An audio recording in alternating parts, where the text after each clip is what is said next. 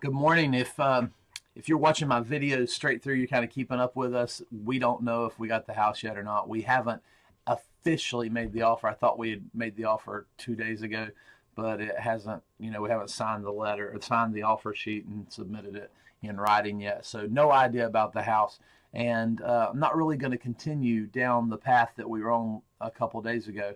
Um, Today, I'm just dropped into First Samuel, um, and I find myself curious about this story. Um, it it's fascinating to me that how hard it is to read the Old Testament and not realize that the Old Testament authors, what we have is a record of people's interactions with God. So people are trying to talk to God, learn from God, hear from God, and they're writing down what they believe, what they imagine, what they think.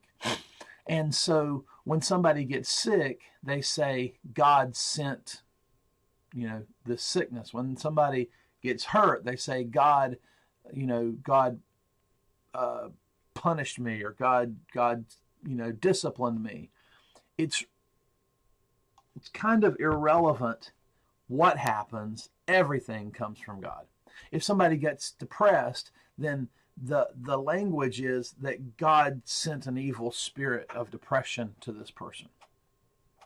So when you read the scriptures, when you read the Old Testament, you have to understand that this is not, if you read the scriptures from this idea that they're infallible and inerrant and perfect, then you really miss the point, because that's just the way the way the authors were writing, is they were crediting and blaming everything on God, whether it was good or bad. And they were very, I don't know, you might call that Calvinistic in their thinking. I don't think we think the same way today. In fact, when we read this story today that we're going to look at, if this happened at any other time, we would say this person is mad. This person is crazy. This person has, this person needs to seek counsel. They need to get some help. So let's take a look at this story. Give you some background. What's going on? David and Jonathan are best of friends. Jonathan's father, Saul, comes there for some odd reason. Well, David is leading a lot of war success and is maybe getting too much credit, and Saul begins to want to have David killed. And there's a moment when Saul tries to choke him and tries to kill him, and then Jonathan says, "Dad, you're trying to kill David." And Jonathan says, Jonathan basically makes Dad promise. He said, and Saul says, "I promise I'm not going to kill him. I'm not going to hurt him." And then a few minutes later, or a few days later, but it's a very compact story. It seems like, I'm not going to kill him, and then bam, I'm going to kill him. And so Saul's out to kill David again. David comes to Jonathan and says, "Hey, your dad's trying to kill me." Jonathan says, No, we've already had this talk. He's not going to try to kill you. And David says, No, trust me, he's trying to kill me. And so Jonathan says, "All right, here's the plan. Here's what we'll do. Here's how you'll know if he's trying to kill you or not. If he's trying to kill you, I'll give you a warning." So Jonathan goes and talks to his dad. Jonathan's dad, Saul, basically tries to kill Jonathan in this process, and Jonathan goes, "Yeah, he's trying to kill you." And so Jonathan comes back and he shoots 3 arrows, and that was the sign when he tells the little boy that he sends to pick up the arrows, "Keep going farther and go quickly, and basically don't come back." He's telling David, "Run." And so it's weird. The little boy goes away, and then Jonathan goes down and he talks to David, and they have a conversation, and Jonathan says, "You got to run." It's interesting to me that they had to mess with the whole 3 arrows thing. If it's safe enough for Jonathan and David to have this conversation, why don't you just walk down there and say, "Hey, I didn't shoot the arrows because nobody's following me, but you got to go." Either way, that's the way the story is told. That's what happens, and that's where we're at. Now, Saul is still chasing David, trying to kill him, and we get to this story. And Saul comes to Michal, his wife. And by the way, I didn't get the pronunciation of these. I didn't listen to this on audio, so I'm going to screw up a lot of these words. Even as I look at Michal, I think, is that Michal? I think it is. So Saul says to Michael, why have you deceived me like this and let my enemy go so that he escaped? And Michael said to Saul, hey, he told me he was going to kill me if I didn't let him go. He said to me, let me go. Why should I put you to death? Now David flees and he gets to Samuel. And Samuel and David are together, and Saul is trying to chase them down. And so Saul sends some messengers to take David. When the messengers that Saul sends sees a group of prophets prophesying, what the heck is prophets prophesying? And Samuel standing and presiding over them. How do you preside over prophets prophesying? What does that mean? It says the Spirit of God came upon the messengers of Saul, and they also prophesied.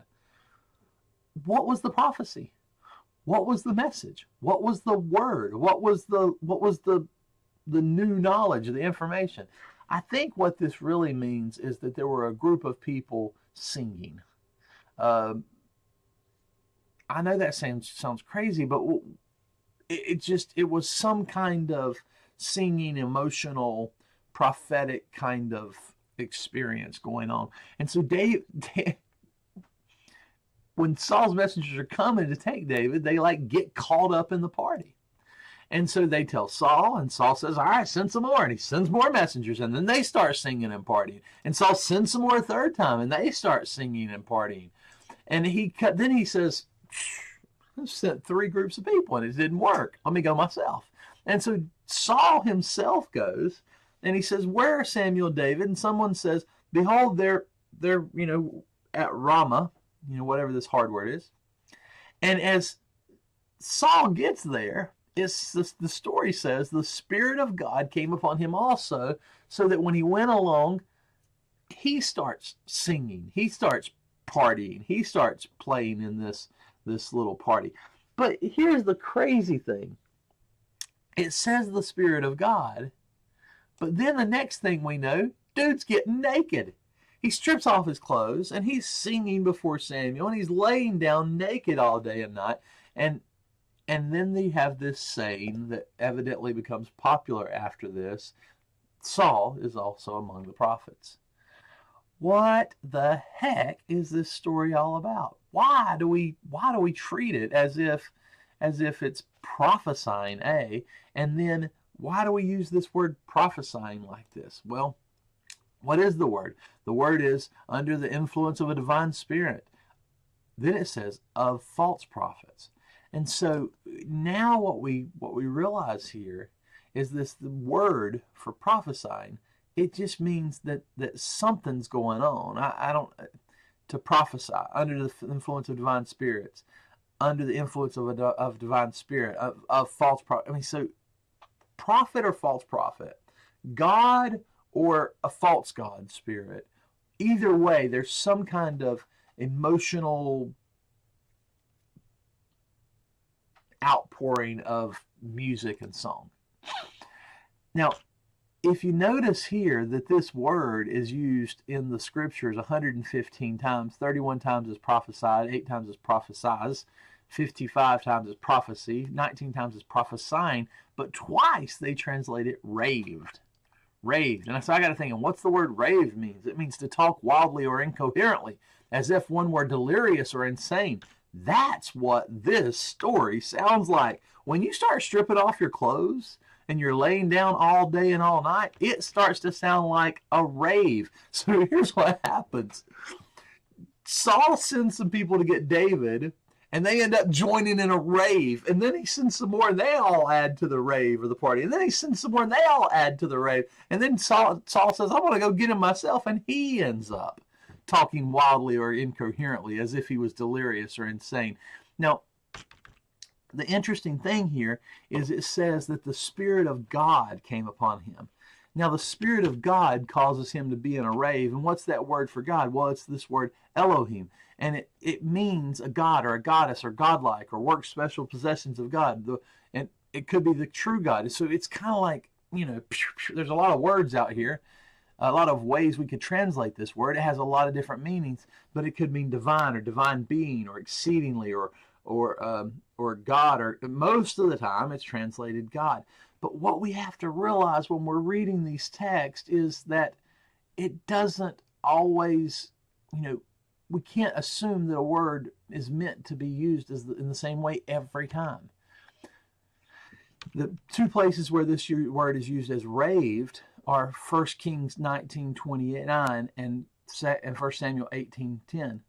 It says here, when midday was past, they raved until the time of the offering. This is the story of Baal when they start cutting themselves and crazy stuff. And here, when they're cutting themselves with swords and knives and they're bleeding and they're trying to beg God for something, here we call it raved. In 1 Samuel 18:10, it says, now it came about on the next day that an evil spirit from God came mightily upon Saul, and he raved in the midst of the house while David was playing the harp as usual. And a spear was in Saul's hand. So this is when Saul starts this thought, this idea of, I'm going to kill David. But he's raving mad. We don't say that he's raving mad in this story. We say he's prophesying, because whatever's happening causes him not to kill his enemies. And so when he's not killing his enemies in a rave, it's good. When he is killing his enemies in a rave, bad. As I just read this story, and I was thinking about this morning, I was thinking, what is the point? What's the value? What do we get out of this? Let me give you a couple things I'd get out of this. One, when you're reading stories in the Old Testament, remember that they often thought everything was of God. Two, when you're reading stories in the Old Testament, realize that words have been, they're taking words and they're trying to guess at what they mean, and they're trying to translate them the best they can. And number three, and this is the most important point, if your party leads you to let people live, then it's a good thing. If your party leads you to cutting and chopping and killing, and if your rave leads you to violence, it's not of God. This is not very difficult. If we read if this story happened in real life, and somebody starts singing and they end up getting naked and they end up laying there all day and all night, we say they've gone crazy, they're drunk, they're something. There's something is not right. But understand that in the scriptures, when they write these things down, they accredit and they give everything to God. They blame everything on God, or they credit everything to God, which, has its pros and cons. But when you're reading the text, just understand that that's just the way it is. That's the way they were thinking. It's not infallible. It's not inerrant. It's just them telling the story the best they can. I hope that helps. I hope there's some value to it. But if your rave leads to violence, not a good thing. It's pretty simple. If we're trying to kill people, we're not following God. We're not walking with the God that Jesus came to reveal.